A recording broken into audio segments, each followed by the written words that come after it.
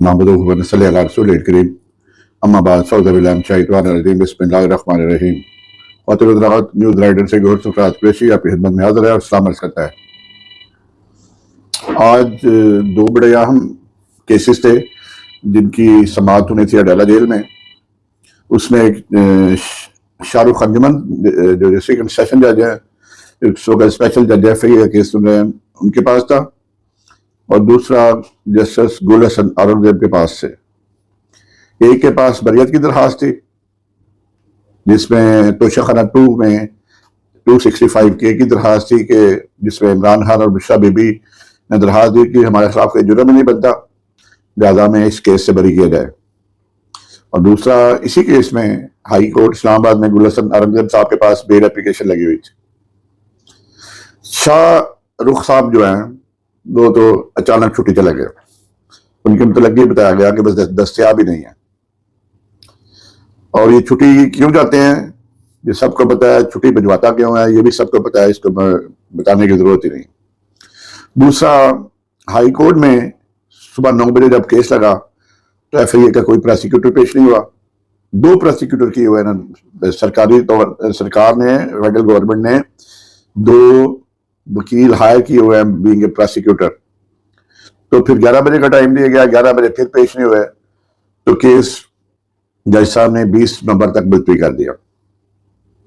ये है इंसाफ का म्यार, किस तरह कोर्ट्स में ये सरकारी जो प्रोसिक्यूटर है वो पेश ही नहीं होते और डेट्स पड़ जाती हैं, और किस तरह जब आप 265 के की दरखास्त देते हैं जजों को छुट्टी पे भिजवा दिया जाता है।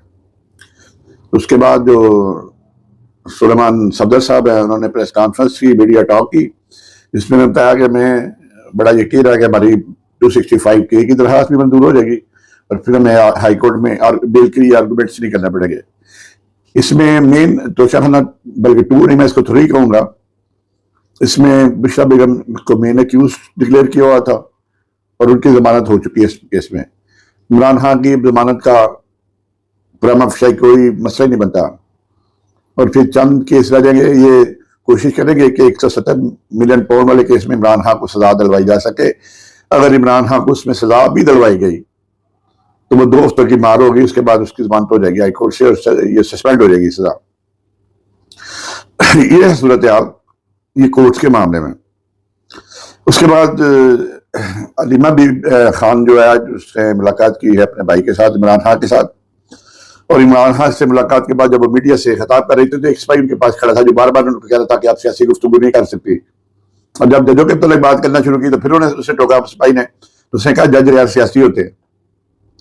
दूसरा, लाहौर हाई कोर्ट में एक दरखास्त फाइल की गई है कि इमरान खान का नाम पे पाबंदी क्यों है, तो पैमरा ने उसका बड़ा मज़ाक आखिर जवाब दिया है।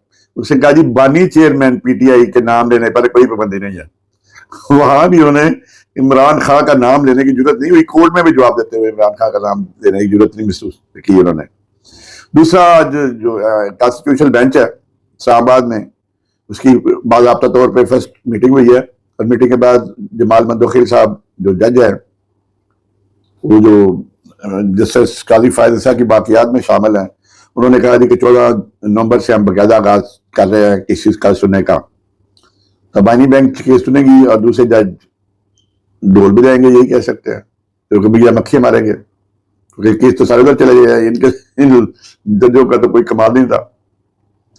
इसी बड़ी इंपॉर्टेंट खबर है कि गवर्नमेंट, चूंकि ये मौजूदा जो है चीफ इलेक्शन कमीशन, जिसने इलेक्शन कमीशन के नाम पे इसने तोहमत आयद कर दी है, उसको अब चूंकि रिटायरमेंट का वक्त आ रहा है, 5 साल का उसकी मदद खत्म हो रही है, तो जस्टिस काजी फायद साहब का नाम दे रहे गौर है चीफ इलेक्शन कमिश्नर के लिए, ताकि जो कसर रह गई है वो कायसा पूरी कर दें।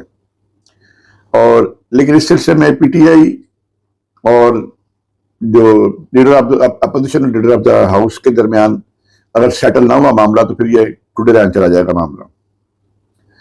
अब इन्होंने 26 तरमीम में वो पार्लियामेंट कमेटी बना दिया जिनसे ये अपनी मर्जी का फिर जज लगवा लें। तो ये तो वो सूरत हाल है कि जो कोर्टों में चल रही है, और जो चीफ इलेक्शन कमिश्नर के तकर्रर की नई साजिश तैयार हो रही है। उसके बाद इंतहाई अहम खबर है कि आज چونکہ جسٹس سردار اسحاق صاحب نے اجازت دی تھی کہ منگل اور جمعرات کو پی ٹی آئی کے چیئرمین سے ملاقات ہو سکتی ہے اور ان کی مرضی کے بندے جا سکتے ہیں 6 ان سے ملاقات ہوگی. تو اب جب عمر ایوب، شبلی فراز، حامد رضا اور دیگر قائدین ملنے کے لیے گئے تو جناب ان کو اڈیالہ پولیس نے گرفتار کر لیا جیل کے باہر سے. یہ دیکھیں تال میل کیسا ہے جیل والوں کا اور پولیس کے ساتھ. آج ان کو پتا تھا کہ ہم نے ملاقات لکھ کے دے کے آیا ہے. اس میں ہائی کورٹ نے کمیشن کر کیا ہے کہ 6 بندے یہ ملاقات کریں گے، 6 جو عمران خان لکھ کے دے گا. جب وہ بندے ملاقات کے لیے پہنچے تو انہیں باہر سے پنجاب پولیس سے گرفتار کروا دیا گیا اور پولیس گرفتار کر کے ان کو اڈیالہ چوکی لے گئی ہے. اس کے بعد جہاں بھی متعلقہ تھانہ ہوگا وہاں بھیج دیا جائے گا. تو یہ ہے ہائی کورٹ. ہمارے جو جوڈیشری ایسپیریئر جوڈیشری میں آتے ہیں ان کے آرڈرز کی کیا اہمیت ہے ان کی نظر میں، گورنمنٹ پنجاب حکومت کی نظر میں. حالانکہ پنجاب حکومت کی جو کار خاص ہے وہ اس وقت جنیوا میں ہے اور شاہد اسلم صاحب نے کہا ہے کہ اس کو سسپیکٹڈ ہے، تھائرائڈ کینسر ہے. لیکن یہ ان کی حرکات جو ہے ان میں کوئی تبدیلی نہیں آئی. یہ پیپلز پارٹی کے ساتھ پی ٹی آئی کے ساتھ ظلم کر رہے ہیں، جبر کر رہے ہیں، لیکن وہاں کوئی پرسان حال نہیں ہے. لیکن سنا ہے کہ ہیومن رائٹس کے معاملے میں 4-5 ممالک سے وفد آ رہا ہے اور وہ ان سے گورنمنٹ کو کہے گا کہ آپ نے یہ ہیومن رائٹ کنونشنز پہ سائن کیے ہوئے ہیں اور آپ اس پہ عمل نہیں کر رہے. تو ان کو ظاہر ہے حکومت کو یہ باور کروایا جائے گا کہ اپنا رویہ ٹھیک کریں. لندن میں جو واقعہ ہوا تھا اس میں پاکستان ہائی کمیشن نے درخواست دی تھی میٹروپولیٹن سٹی کو، بلکہ لندن پولیس کو درخواست دی تھی کہ ان کے خلاف ہمارے مہمان تھے اور ان کے خلاف یہ ہوا ہے. تو انہوں نے تو اس پہ مٹی پاؤ پروگرام چلا دیا ہے. وہاں چونکہ رائٹ آف کا ہے، ان کا ہائی مارک دیتا ہے کہ وہ احتجاج کر سکے، رائٹ ٹو پروٹیسٹ. اور وہاں پروٹیسٹ کی باقاعدہ اجازت لی جاتی ہے پہلے کہ ہم نے یہ پروٹیسٹ کیا ہے. لیکن وہاں تو پروٹیسٹ یو کے کی پولیس کوئی کام نہیں کر رہی، کوئی انہوں نے ایکشن نہیں لیا، کسی کی گرفتاری نہیں کی. یہاں یہ جھوٹے پراپیگنڈے کر رہے ہیں کہ فلاں گرفتار ہو گیا، لیکن وہاں جن بندوں کی نادرا کے لیے آئیڈینٹیفیکیشن ہوئی ہے ان کے گھر والوں کو چھاپے مارے گئے ہیں، ان کو راستہ کیا گیا، ان کو زدوں کیا گیا، ان کے ساتھ زیادتیاں کی گئی. تو یہ صورتحال جو چل رہی ہے یہ ایک عجیب قسم کی فرونیت اس ملک میں چل رہی ہے. انڈکلیئرڈ مارشل لا چل رہا ہے. کوئی جو آئین میں دیے گئے کانسٹیٹیوشن کے جو رائٹس ہیں آرٹیکل 8 سے لے کے 22 تک اس سے محروم کر دیا گیا ہے، کسی کو پرواہ نہیں ہے. تو جس طرح یہ حکومت چلائی جا رہی ہے یہ کب تک چلے گی؟ ادھر مولانا فضل الرحمان اور عمران خان کے درمیان جو ملاقات کی کوشش ہو رہی ہے اس کو بھی سیبوٹیج کرنے کی کوشش کی جا رہی ہے اور اس میں مولانا صاحب سے رابطے کیے جا رہے ہیں کہ کسی نہ کسی سے یہ جو ملاقات ہے وہ نہ ہو سکے. کیونکہ میں نے کل کے پروگرام میں بتایا تھا کہ اگر مولانا اور پی ٹی آئی اور جماعت اسلامی کے درمیان گرینڈ الائنس بن جاتا ہے تو یہ حکومت نہیں ٹھہر سکے گی. اس کا گھر جانا طے ہو چکا ہوگا. لیکن اب دیکھیں کہ مولانا صاحب کو وہ حکومت رام رام تو نہیں کر دیتی، کیونکہ پہلے بھی مولانا صاحب کے ساتھ وعدے کر کے وعدہ خلافی کی گئی. جب ضرورت پڑی چاہیے جب مولانا صاحب کی ضرورت تھی تو ان کو پی ڈی ایم کا صدر بنا دیا گیا.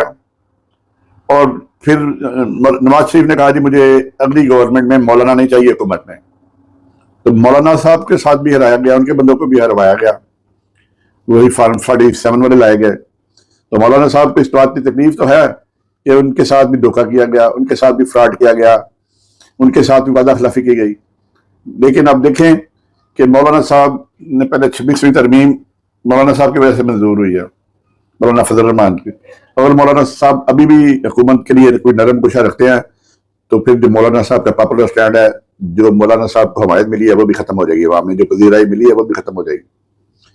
تو جو یہ چند اہم خبریں تھیں خواتین حضرات جو آپ کو بتانا چاہ رہا تھا، جو آج کی تازہ ترین خبریں تھیں. ابھی سر دست مجھے اجازت دیں، انشاءاللہ تعالیٰ اگلے ولاگ میں پھر ملاقات ہوگی. دعا میں یاد رکھیں کہ دعا کا خیال رکھیں. السلام علیکم ورحمۃ اللہ وبرکاتہ.